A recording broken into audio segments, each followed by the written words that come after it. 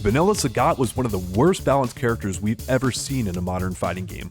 We go in hard on why this guy was such a monster and why Capcom nerfed him more than we've seen a character get hit in recent memory. Find out why this guy had the nickname Sagat.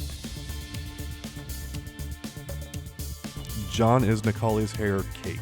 That's how the second segment's starting right now. So now everyone that wants to know what the hell, where's that's coming from, you got to go watch the first segment. Yeah, go back to the podcast on Spotify and stuff and watch us there. So rate us on 5 stars on Spotify, and also Psycho Crush the like button. We super appreciate it. It helps out the channel so much. But John, we have a brand new series here today. Hopefully, maybe, possibly, if it's liked enough, if people really enjoy this. It's called Crazy Characters, and we're starting with one of the craziest, Vanilla Sagat. This guy was the stuff of nightmares. One of the worst balanced characters I've ever seen. Rumor has it, John, that Capcom actually knew about most or all the stuff that Vanilla Sagat could do, but apparently they didn't think it would be a problem. What? So they kept him intact. They kept him intact for about 2 years, counting the original Japanese arcade release all the way till the vanilla release on the consoles. And so there's about 2 years of that. But John, I actually want to ask you, because I know you remember Vanilla Sagat, how crazy do you think it would be in this modern era if they left a character like Vanilla Sagat and let him run rampant for 2 years? What do you think people would be doing? You don't think they're going to nerf Luke for 2 years? You think Luke is Vanilla Sagat? No, Luke probably isn't as egregious as Vanilla Sagat. No, and that's its own conversation for its own episode, which I think we've already maybe had. But no, I think that would be something that we would look at and go, you're kidding me right now, right? Like, this isn't something we were going to take serious. And if it's not attended to in enough time and it's too egregious, too obvious, people aren't going to play the game, I think. I mean, it depends on the character, right? Capcom, you talk about often how they knew Vega was just overtuned right up into before the release of SF4, and then they did something about it and tuned him down. It's like, so they do have strategy there. They are aware of things, but for whatever reason, they're like, hey, and maybe they wanted Sagat as one of their big brawlers that are at the top, but man, he was too at the top, too easily. Yeah. So he had the nickname Sagat. That was what they called him. And he, just to illustrate how powerful he was, he got a ridiculous amount of nerfs from vanilla Street Fighter 4 to Super Street Fighter 4. They actually did not do patch notes back in the day, way back then. It was just like, you got what you got and you had to figure it out yourself. But it's actually, they nerfed him more than any character I can remember in recent memory. They knocked off 70 damage off of his heavy DP. And then his normals, his crouching heavy kick got a 30 damage reduction. John, have you ever seen a normal move get nerfed by 30 damage before? I mean, no. And the fact that his heavy DP lost 70 damage, it did, what, 170? That's like getting close to, like, he lost almost half of the damage that move did. And none of us were like, well, that shouldn't have happened. That was too much. And if a Sagat player said as much now, and by the way, are you going to bring up his tiger knee loops? Go ahead and bring him up right now. So before Latif played Viper, he was playing Sagat in Vanilla. And I remember, I was just learning fighting games, for the first time, really, in a serious manner. And Sagat had these strings, or this like loop where he could basically just go into his knee over and over again, and it was a block string. You had to use some kind of an invincible reversal, and it was just absolute hell. Now it probably is not as bad as I thought it was at the time, but I remember that being a thing where he would just go forever, and if you continued to block, you're either going to get thrown or chipped, and the chip was no laughing matter there. But he had more than just the more obvious things, the ridiculous damage output in that damn trade combo, which I'm sure we'll talk about and such. But he also had like knee pressure that was ridiculous, and I believe they nerfed it to a degree in the super change. Yeah. Taking 30 damage off of a move is Capcom saying we made a huge mistake, a 7'5" tall mistake. That is what they made. And we even have footage to illustrate the DP thing. We're going to put it up right up here. This is footage from Arcade Infinity. Shouts to them from way back in the day. Iron Fist doing just tons of DPs over and over again. And the announcers are like, he can't do a random DP and win. He does random DP and wins. Because 170 damage, and mixed with throw mix-ups, it's just devastating because it's like, okay, well, I could guess right here, but also if I guess wrong, I'm eating 170 damage or 150, 40 damage for the throw, and like that's all he was doing. Like literally on the opponent's wake up, he's just like wake up DPing them, and he actually blows through Kin's DP. Because Kin tries to wake up DP and Sagat's like, ain't having that. And it's amazing. It is a master class in how to F up a character from a design and balance standpoint. And I can't even believe it. And you can see by the footage that Hugo and Online Tony, those guys have gotten a lot better than from here in 2009. They're not punishing, they're doing throw punishes and stuff like that. But you're also really shook because of what's going on, what's happening to you in the moment. So, but this was one of the biggest booms for fighting games in recent times, right? It's got a whole bunch of new players in, and the new players experienced this guy at the top, and like this was starting to set expectations for fighting games for so many people. It's a bad look beyond just the fact that it made things competitively not as viable.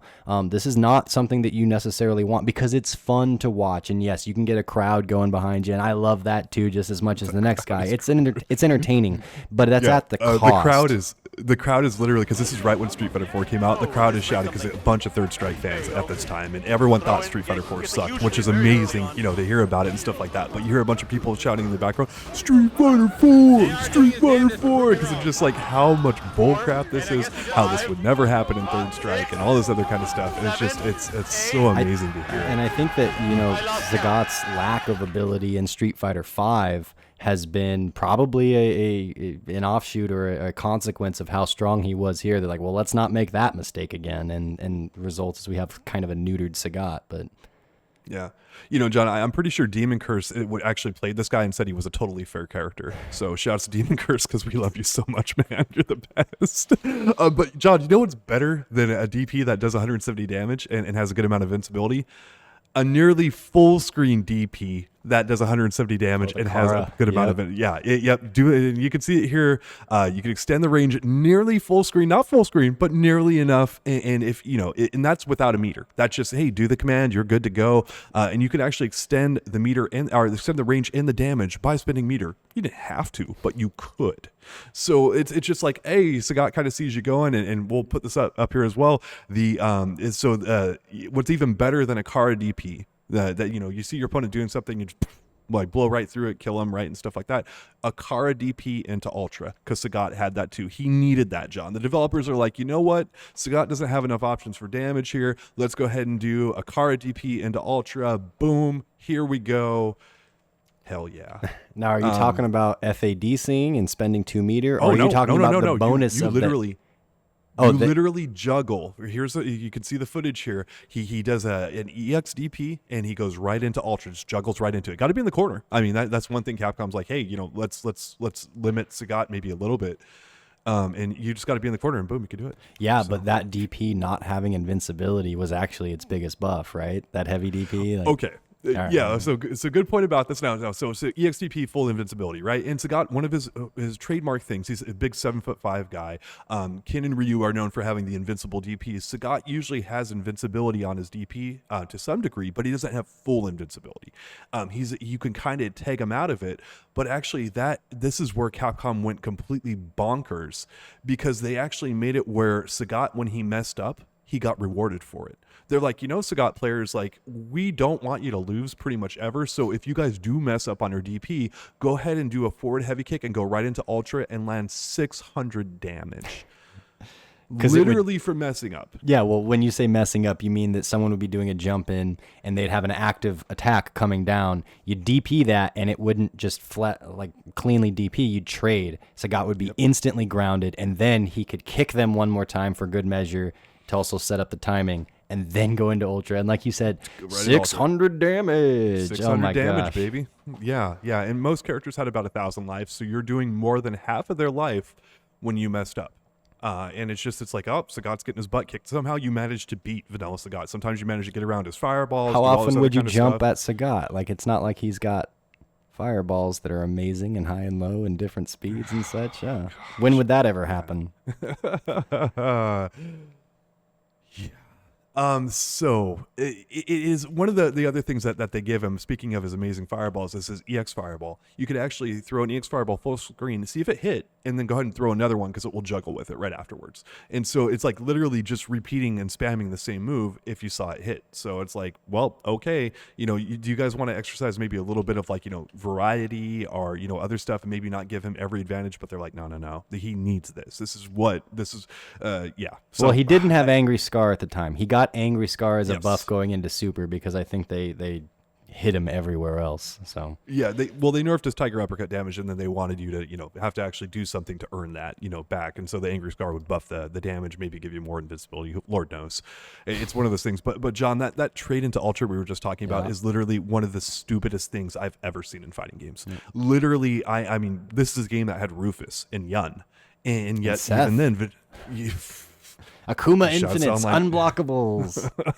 And yet, even then, I actually have to ask you, how much did you play the game back when Vanilla Sagat was kind of going? I started playing in 09, and I played primarily with Driftwood, and that was like a lot of Ryuken, and then eventually like Abel Goken. But I also played a lot online at the time, and online's online, especially back in 09. But I remember running into the most Sagats there, and it felt like all of them could do that. The whole trade into Ultra anti-air DP thing. That was very commonplace, even at the levels that I was playing at the time. So, and I was getting better and better, and still seeing it at every step of the way. So it was so prominent. I saw that a lot. And when I started actually going to my local community, everyone there who was a little bit of, there are a lot of Third Strike and traditional Street Fighter players there, and they were like highlighting just how bad that was, because it's like, yeah, that was really good, but I didn't have much reference. I didn't know that, like, oh, is that not supposed to? I wonder how my character can do that kind of a thing. Little that I know.